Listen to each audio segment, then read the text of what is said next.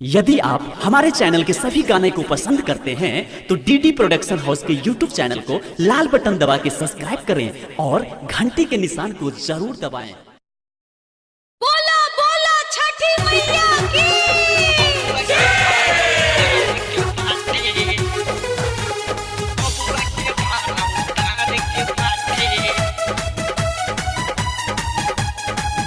presented by DD Production House.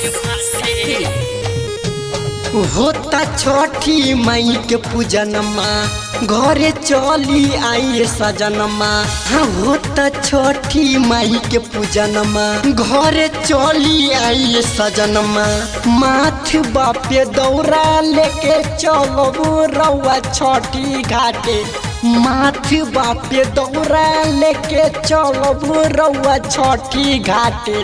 आ चली आई rail धके बबुआ के भाड़ा उतार के बाटे।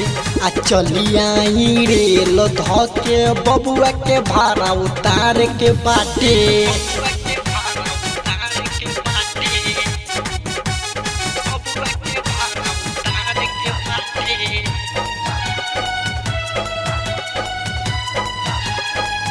Presented by DD Production House.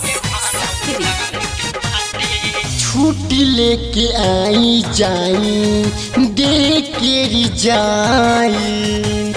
छठी माई के परब असो कोइली जाई फाइन।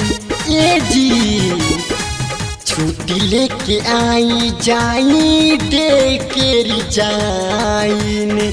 छठी माई के परब असो कोइल जाई फाइन। पहनी के पियरिया पगड़ी बांधब रोहरा अपने माथे। पहनी के पियरिया पगड़ी बांधब रोहरा अपने माथे। चली आई रेल धके बबुआ के भाड़ा उतार के बाटे। आ चली आई रेल धके बबुआ के भाड़ा उतार के बाटे।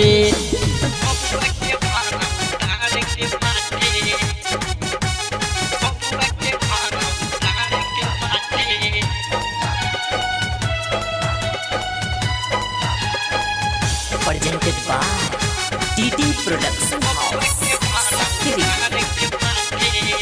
जगमग दियरी जरी तो भी पूरा घाट जी।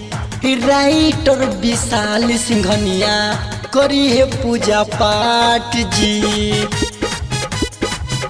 हाँ जगमग दियरी जरी शोभे पूरा घाट जी। राइटर विशाल सिंघनिया करी है पूजा पाठ जी।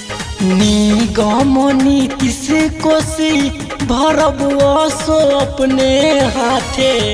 निगम नीतीश कोसी भरब असो अपने हाथे। आ चली आई रेल धके बबुआ के भाड़ा उतार के बाटे। आ चली आई रेल धके बबुआ के भाड़ा उतार के बाटे। Recording by DD production house Sakri 97 084 45 722।